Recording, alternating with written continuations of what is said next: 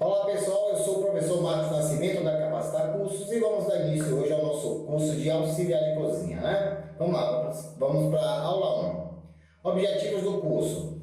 Bom, o objetivo do curso de auxiliar de cozinha é qualificar profissionais cujas habilidades incluem auxiliar o cozinheiro no preparo de alimentos e organização da cozinha, higienização, tá? Cortes, proporcionamento, congelamento, armazenamento e conservação adequada de cada um dos elementos, né, da cozinha.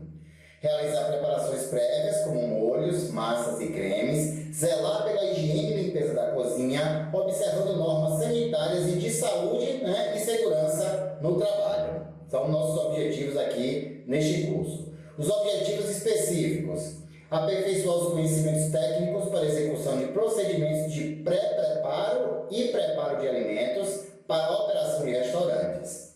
Também proporcionar ao aluno conhecimento teórico em higiene e cuidados alimentares para a manipulação de gêneros alimentícios, né, priorizando a saúde do consumidor. Também possibilitar ao aluno organizar e manter adequadamente os espaços de trabalho, as áreas de armazenamento e distribuição de refeição. Certo? Incentivar a utilização de equipamentos e utensílios visando a segurança do trabalhador, possibilitar o crescimento profissional do aluno, criando condições para o aperfeiçoamento do trabalho em cozinhas e copas. Aqui o professor fez uma leitura rápida dos objetivos específicos, mas isso a gente vai, né, desenrolar no conteúdo, tá? Durante o conteúdo.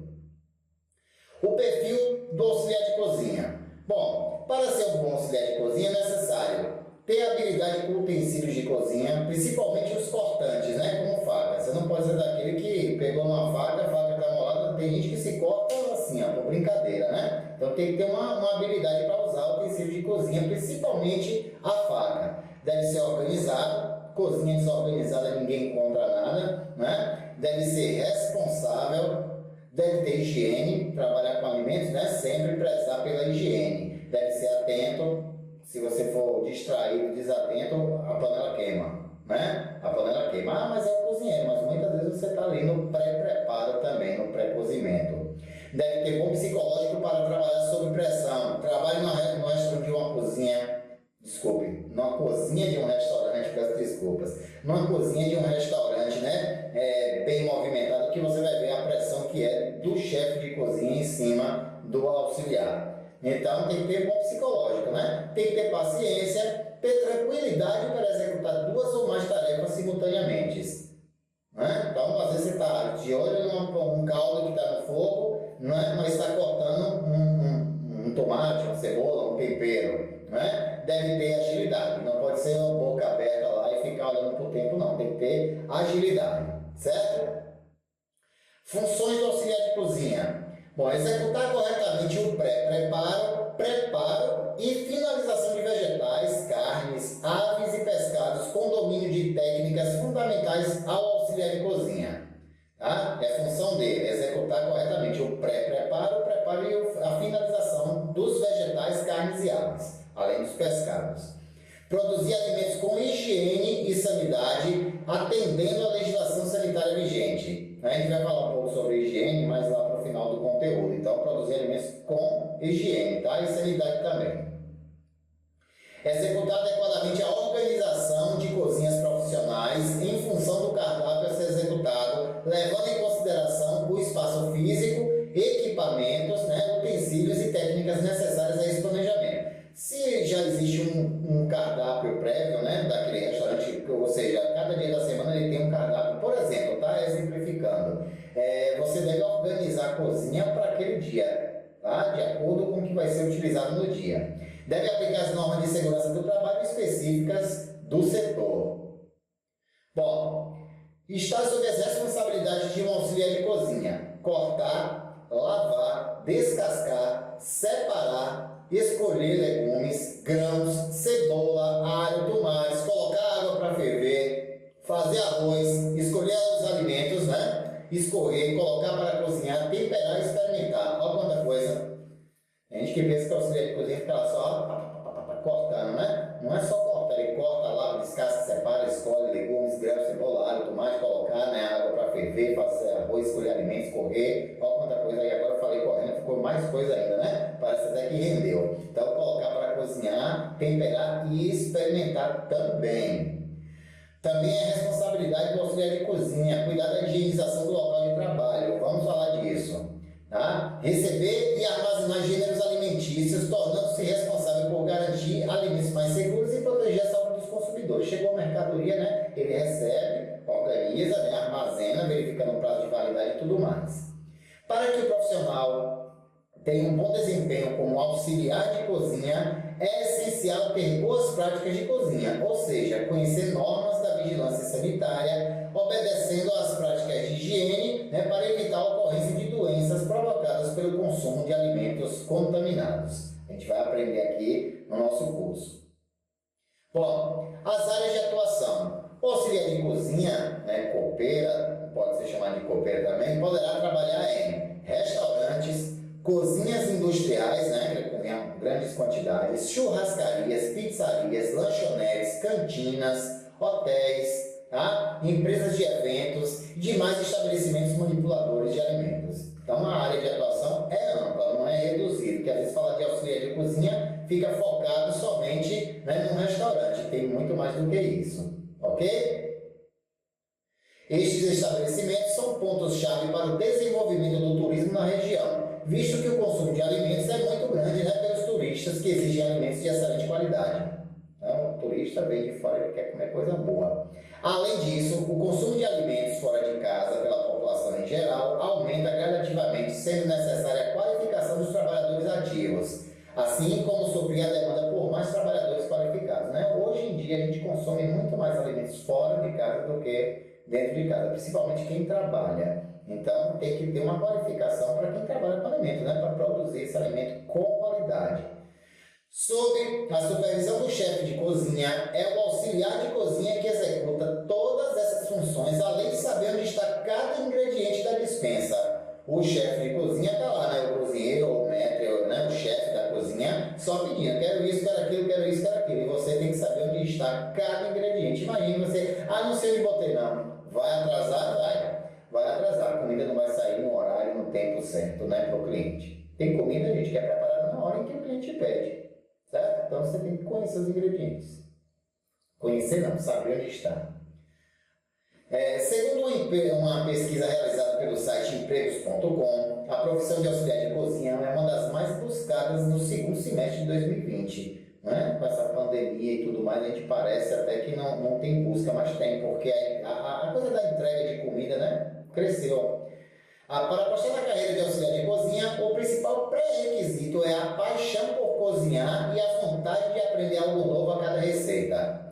Além disso, um auxiliar de cozinha deve ser cuidadoso, organizado e saber trabalhar em equipe. O salário para esse cargo varia em torno de R$ 1.045, que é o mínimo, né, a R$ 1.500 em média, certo? Então, R$ 1.500 em média. Pode ser não. Em alguns estados vai se pagar mais, em outros vai se pagar menos, né? Vai depender de cada estado. Custo de vida. Bom, falar um pouco sobre a higiene pessoal, né, que é imprescindível. Não trabalhe com comida se você, né, tem alguma doença infecciosa, alguma doença que você possa transmitir.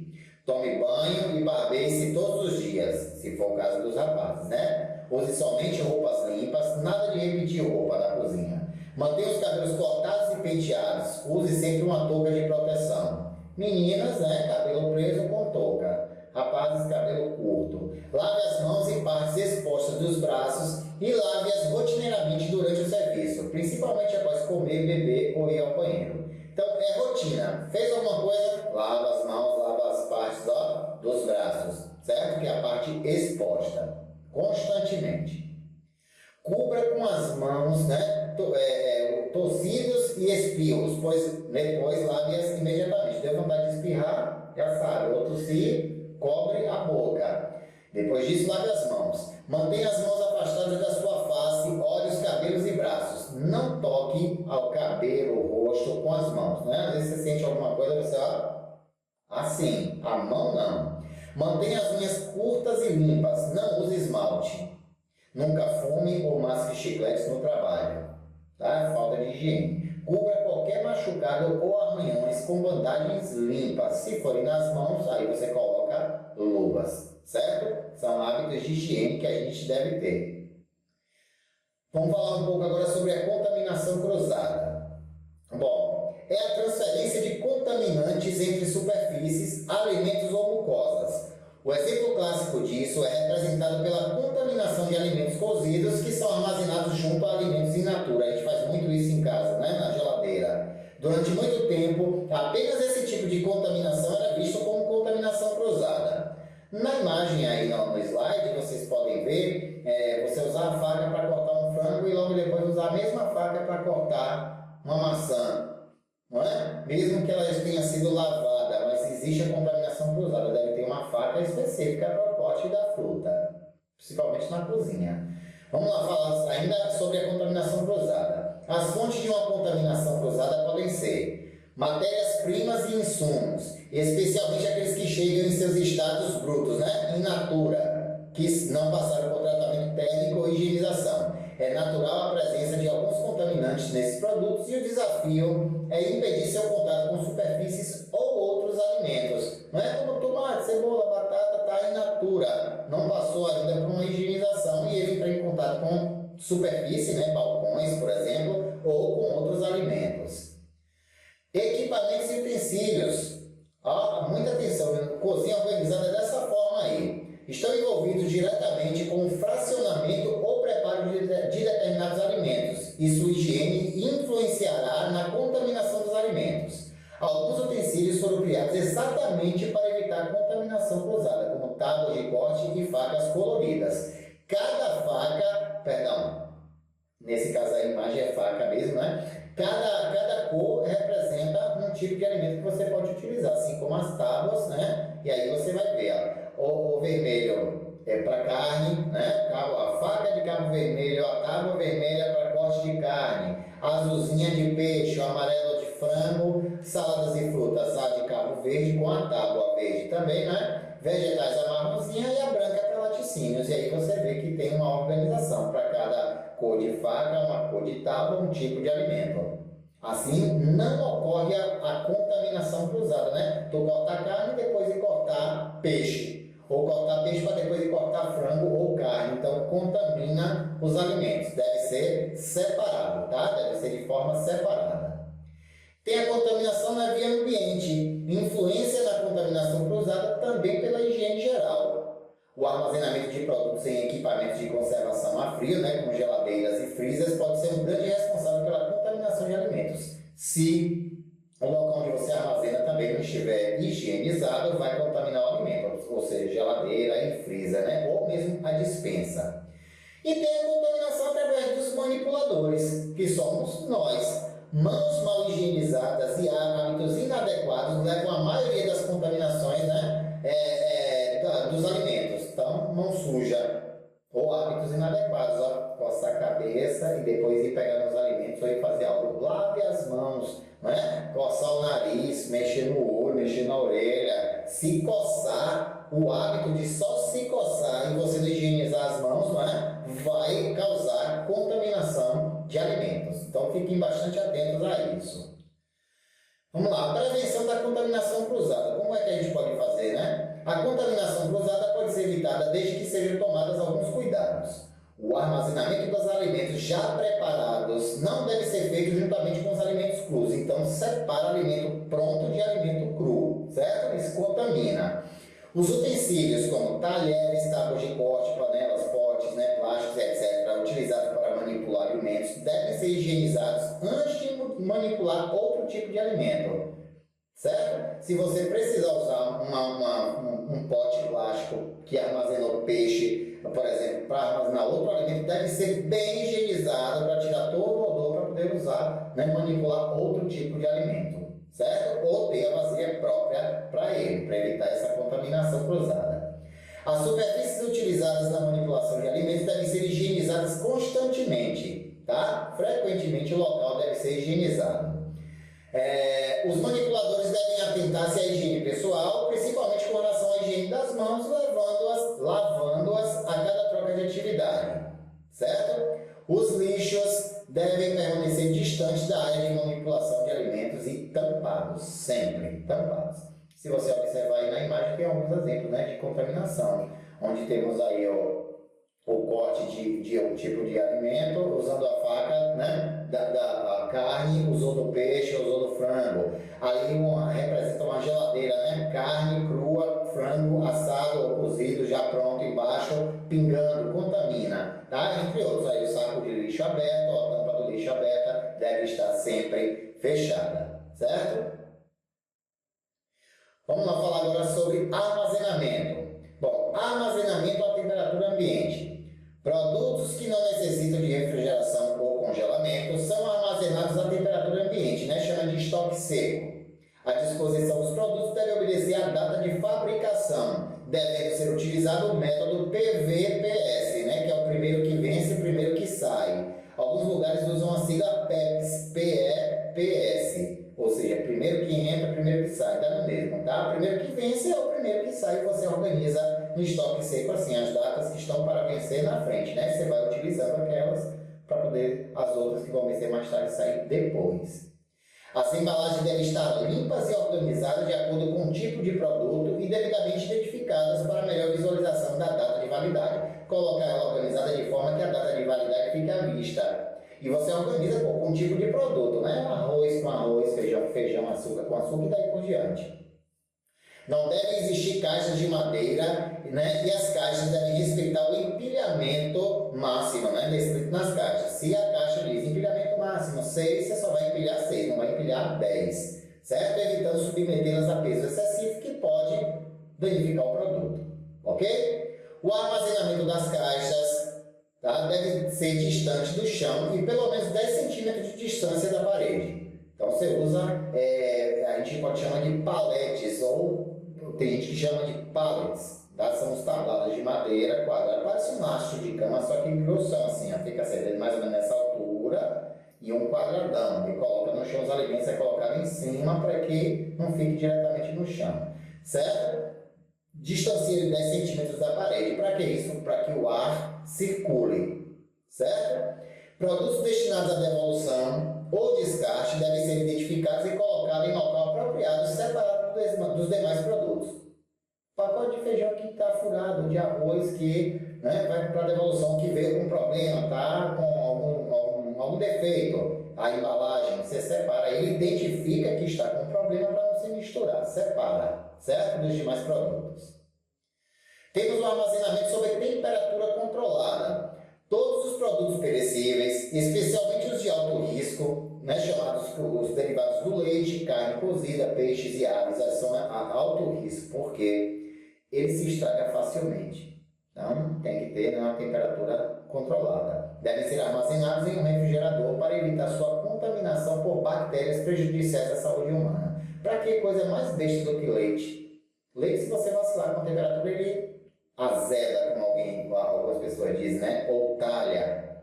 Então o leite fica coalhado, então vai perder. Queijo é a mesma coisa, você vacilar, carne, feijão, arroz, com alimentos, né? De uma boa parte, de forma geral, acontece isso. Então os mais sensíveis, a gente pode chamar os derivados de leite, carne cozida, peixes e aves. Peixe nem se fala. Vamos lá, os alimentos somente devem ser colocados nos equipamentos de refrigeração ou congelamento quando devidamente resfriados. Você colocar alimento quente dentro do refrigerador, você prejudica o alimento, tá? Não que ele vá se estragar, mas perde sabor, consistência e estraga o refrigerador também. A colocação dos alimentos nos equipamentos de refrigeração deve respeitar a capacidade máxima de armazenamento dos mesmos, a fim de evitar sobrecargas e redução da eficiência da refrigeração. Você não pode querer empilhar ou colocar comida, né, armazenar alimentos demais dentro do refrigerador fora da capacidade dele, porque ele não vai conseguir refrigerar e aí de novo o alimento vai se estragar. As portas dos freezers, geladeiras e câmaras frias devem permanecer fechadas e ser abertas o menor número de vezes e pelo menor tempo possível. Não fique na geladeira do trabalho, né, da cozinha do restaurante. Não é a geladeira da sua casa que você abre e fica olhando lá para dentro. Já sabe que não tem nada, mas você fica lá olhando. Aí olha e fecha. Dá uma volta em casa daqui a pouco de novo. Abre abre, olha, não é assim. Abra o mínimo possível, né? Para manter os alimentos refrigerados. Bom, temperaturas adequadas para guardar os alimentos. Temos aí abaixo de menos 20 graus. As bactérias não se desenvolvem, muitas podem morrer. Essa é a melhor temperatura para guardar alimentos congelados, tá? Menos 20 graus. Entre 0 e menos 20 graus, as bactérias não se multiplicam, porém não morrem, certo? Entre 0 e 4 graus, a comida fica salva por curtos períodos. O crescimento das bactérias é vagaroso. Tipo assim, um feijão, né? Vamos dar um exemplo de casa. Você sobrou um pouco de feijão, você coloca no refrigerador. Ele fica nessa temperatura aí, entre 0 e 4 graus. Mas se passar muito tempo aquele feijão na geladeira, as bactérias vão se proliferando e aí vai chegar a hora que o feijão, mesmo dentro da geladeira, vai se estragar. Não é verdade?